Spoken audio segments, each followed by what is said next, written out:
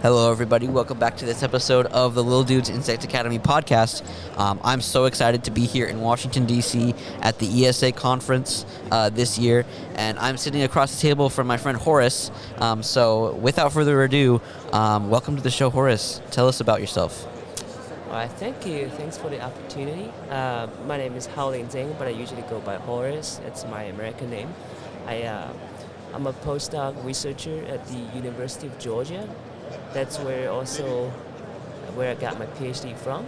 I study these ants that's called red imported fire ants, which is a very abundant invasive ant in the southeast United States. And they are pretty much everywhere in the world now. They just got established in Europe. And the question that I'm interested in is their collective social behavior, how they become so successful, how they were able to establish everywhere essentially. I could go into more details. It depends on how much details you want me to go into. Yeah, we'll get into it a little bit more in a minute. So super cool. Give us a little bit of an overview of what your schooling was like, and then we'll get into your research a little more. So where did you go for your undergrad and all of that moving forward? What did you do for all of that? Right, I was originally from China. I did my high school there, and then I came to U.S. for undergrad study. I got my bachelor at the University of Illinois. And I was majoring in crop sciences, actually, not in entomology. But I'm always interested in insects, and I was taking all these courses that's offered by the entomology department there. And for my PhD, I came to Georgia to the Department of Entomology, and I study ants. Wow. Very cool. Yeah. So how about after that? Did you do a master's yet, or? I did not do a master. I went straight from my bachelor to PhD. Awesome. Yeah. Okay. So how about PhD? What did you do for that? So my program kind of looks at these traits that's very interesting to us, which is the variation in the colony social structure in the red imported fire ants. So in ants, what people typically know is that there's a queen, right, and there is a bunch of workers that are doing all the work, foraging and building a nest for the queen. The queen is laying eggs. But there are some colonies that only has a single reproductive queen, whereas in some colonies there were many queens that are living together in the same colony. And these are two very different and distinct type of colonies in fire ants, and my program is trying to figure out how those two forms are maintained and regulated. Yeah. Wow, very interesting. Yeah. So, with the fire ant, what have you sort of found with? It's invasive to here, right? Is that what you said? It is, yeah. Yeah. So, are we trying to find ways to combat them, or are they kind of just here to stay? In my opinion, we're never going to find ways to combat them. Yeah. Just as many other invasive animals, there's no way. Yeah. But I mean, what we can do is we can try to understand them and try to control them to a degree that they're less of a problem. Yeah. But I don't think they're ever going to go away. Yeah. And sort of figuring out how they were so successful and making sure it doesn't happen in another country, right? The thing is, in a way, they come with us, right? They come. These particular ants live happily in disturbed areas, and they live on grasslands and suburban areas, and those were where there's a lot of human activities, and in like forests or in more of a pristine ecosystem, they don't do so well. So as long as there are people, as long as the climate is getting warmer, they will go to more places. So they tend to end up where we are, right? So wherever we are, they tend to do well. because we are the one that brought them everywhere, just Right. like many other animals in the world. Yeah. Yeah. Interesting. Yeah. Okay. So, how about what you're doing now? What are you starting to learn about these ants, and what are you working towards right now? So I think the major finding from my research, my PhD work, is how the queen should have conveyed their genotypic status to workers, meaning that there are two different types of queen, and that are in the monogyne versus like the single queen colony versus multiple queen colony. Mm. I found out how what kind of chemical signals that workers use to distinguish those two types of queens to decide to accept or execute those queens. And I also try to figure out how the colony collectively. I need to go to more backgrounds if I want to explain this more clearly. So basically, how the colony collectively decide which queen to keep and which queen to kill. Essentially. And I'm also interested in many other interesting collective behavior exhibited by this ant, which are their ability to make a raft and using that adaptation to make a bridge, like a floating pontoon bridge to reach an island over water, and how they were able to move particle to cover up aversive surfaces to make them easier to walk. And I also work with them to make artwork. Yeah, and that's sort of different ways to showcase their amazing behavior and adaptations. Yeah. Interesting. Yeah. So talk a little bit more about that. About you said artwork that you make. Right. Yeah. Yeah. So talk a little bit more about that. Yeah, I started off just thinking, nobody ever kind of use ants to paint, because in our research we sometimes would put paints on ants, but like someday I was thinking, what if we put the ants on paint and let them paint instead of we painting them? Yeah. Right?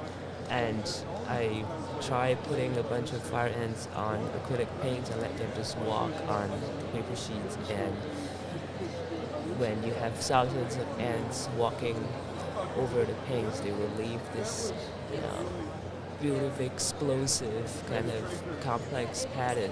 Interesting. And yeah, it looks pretty amazing.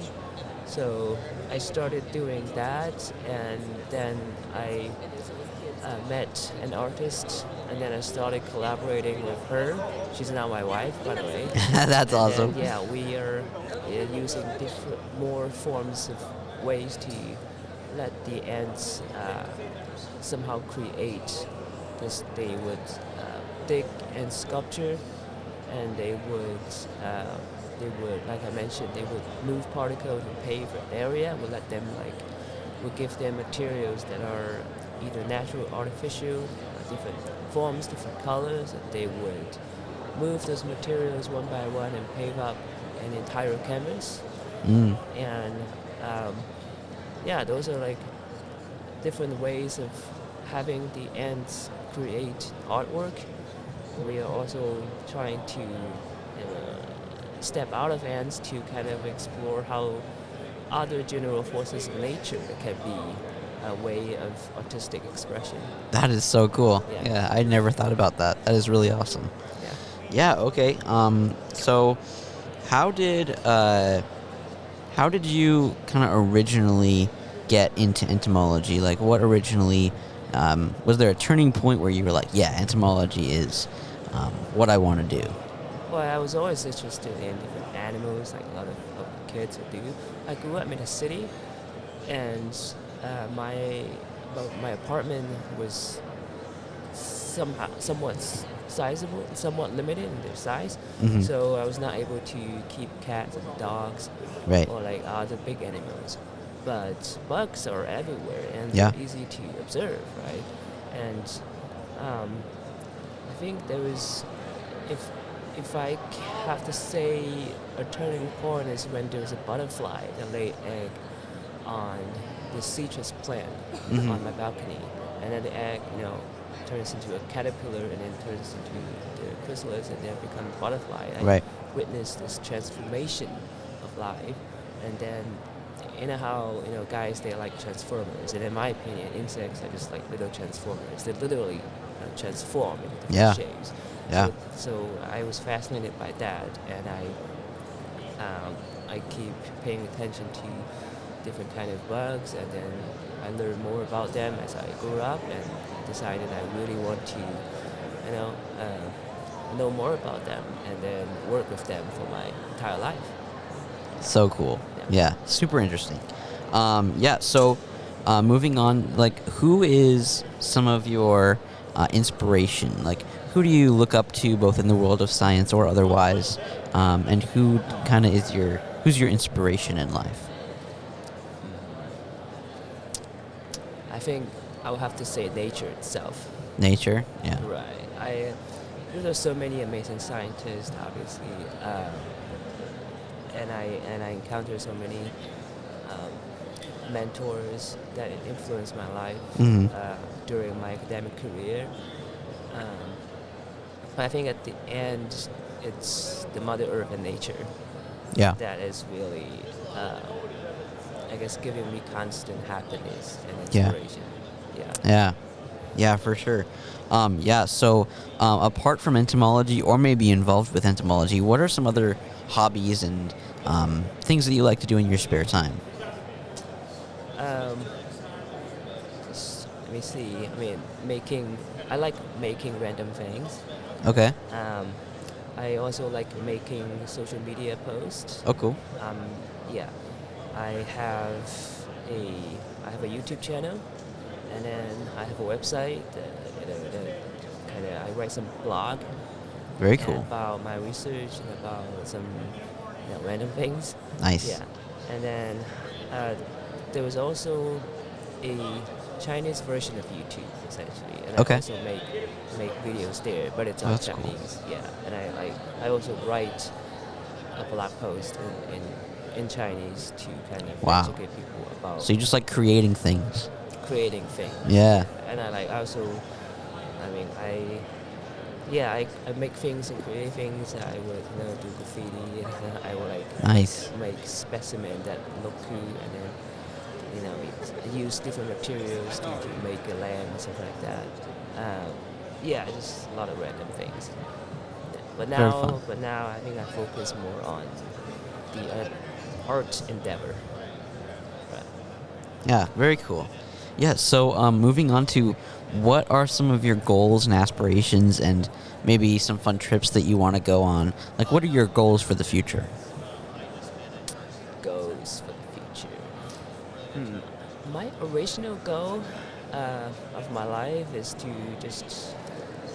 tell more people how beautiful nature is, to Yeah. promote them to care more about nature. Mm-hmm. Um, and I think I've been trying to explore different ways of doing that. I think being an expert in a certain area in academia is one route, that um, when you have your expertise in something, then it's easier to make people listen. And then I think using artistic means to express the beauty of nature is another. Mm. Yeah. Yeah. But in terms of exactly what I'll be doing or what kind of job I'll be asked, that we will never know. We don't know until I'm there. Yeah. Yeah. Yeah, very cool. Yeah, so one last thing before we wrap this up. Where can the viewers go to learn more about your work, both your scientific and your art, also online? Do you have any social media or a website or anything that they can go to learn more about you? Right. If you search for my name, which is Horace Zeng, Horace, Zeng, and then maybe add a keyword like ants or insect or research, and you should be able to find my website. The website is horacesnature.com, and the art website is gzstudio.com. Yeah, G stands for the last name of my wife is Guo, and her name is Jia Yi. And Z is my last name, so gzstudio.com. Nice. Yes. And you can also search my name on YouTube and Twitter. It should pop up. Nice. Okay, I will leave the links to all of those also in the show notes of the episode, guys. So the viewers can just go there and click on those. This was awesome. Yeah. Thank you so much for being on the show. This was super fun. Great to get to know you. So thank you so much. Yeah, thank you. Thank you so much for listening to this episode of the Lil Dudes Insect Academy podcast. If you enjoyed it, definitely consider dropping a follow on whatever platform you're listening on. And also, Lil Dudes Insect Academy is a non-profit organization. So if you're passionate about science communication, entomology, outreach, and education, and you enjoy what we're doing and how we're solving that gap, then consider heading over to our website and donating there, or becoming a monthly donor via our Patreon, which is also linked in the show notes of this episode. Yeah, so share this episode with one of your friends, and tune in next week. I will see you all next week, and with that, keep on bugging.